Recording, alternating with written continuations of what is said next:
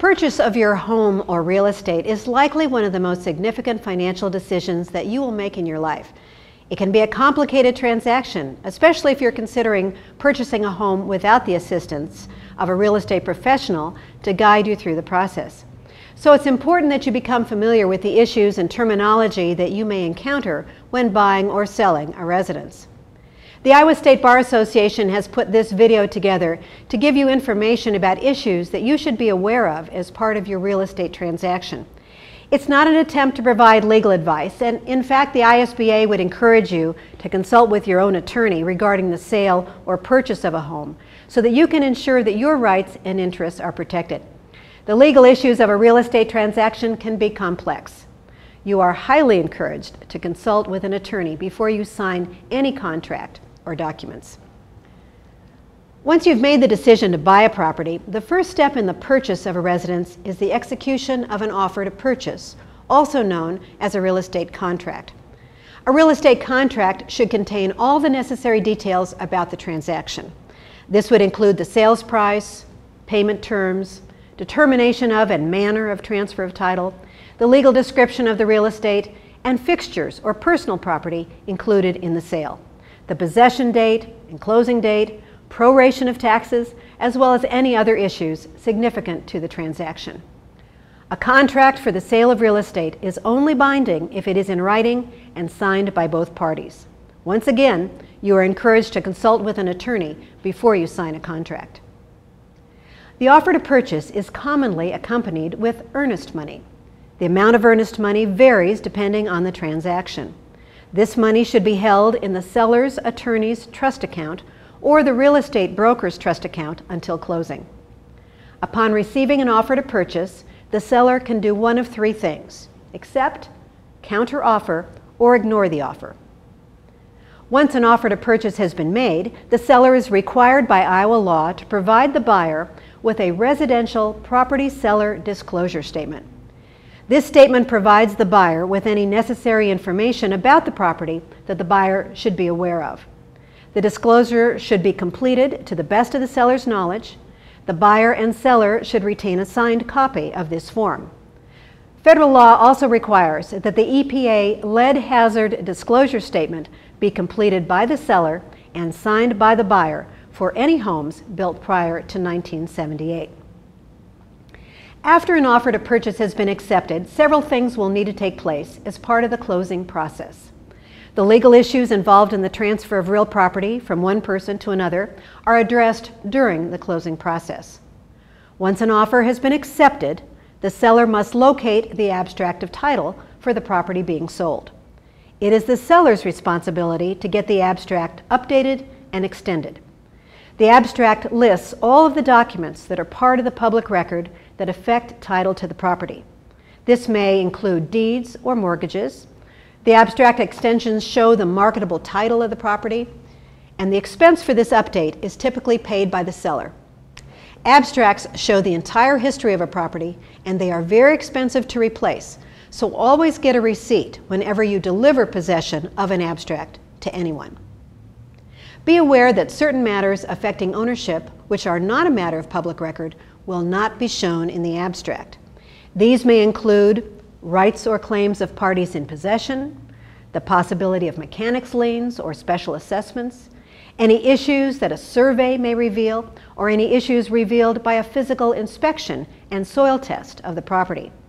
For example, an inspection or test might reveal nuisances, easements, diseased trees, location of driveway, encroachment of fences, buildings or other structures on adjacent parcels of real estate, and access or lack of access to property from an existing public right-of-way.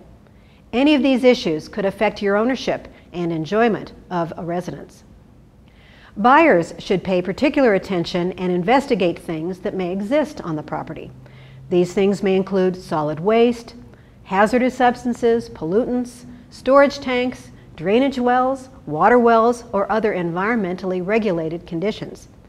These are important issues to be aware of because such conditions could require cleanup or subject you to fines even though you were not the property owner at the time that the condition was created. These are also issues that would not be reflected in the abstract. When the abstract has been updated, it should then be delivered to the buyer's attorney for the purpose of a title opinion. A title opinion will indicate, based on the abstract, whether the seller has a marketable title to the property. If the attorney has any objections, they will be stated in the opinion. These may include questions about the mortgage or outstanding property taxes, for example. Some objections can easily be resolved, while others may be more difficult and delay the transfer of the property. The buyer is responsible for the expense of the title opinion. In most cases, if the buyer is financing the property, the lender will obtain the attorney to examine the abstract.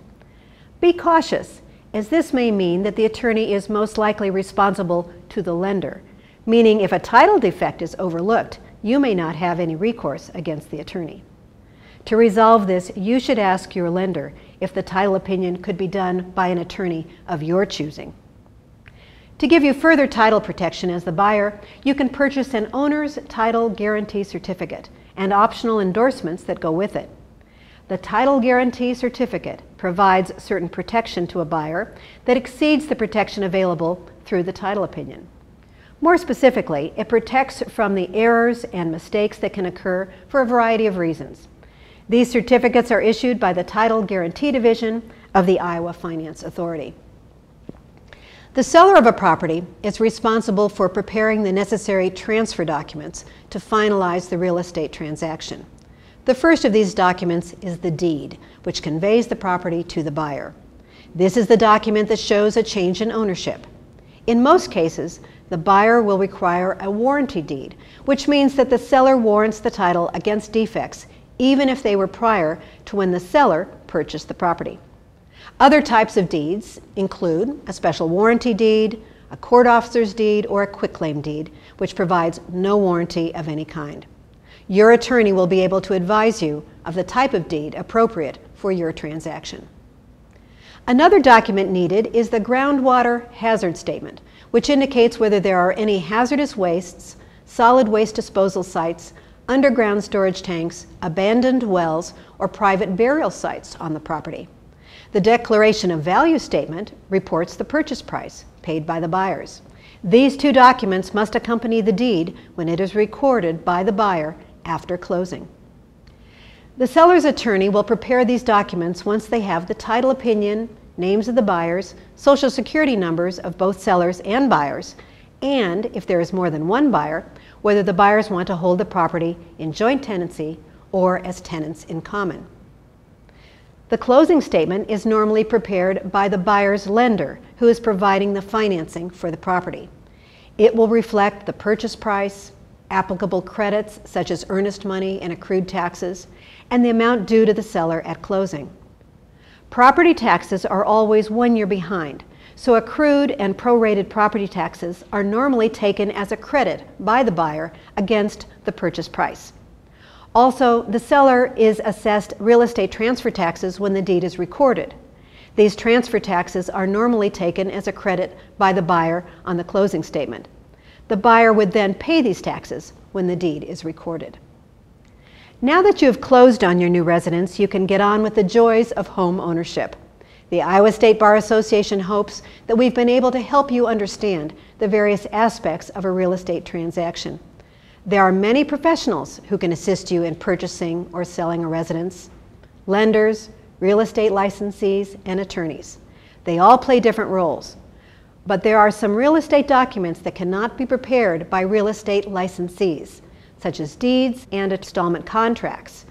These documents should be prepared by an attorney.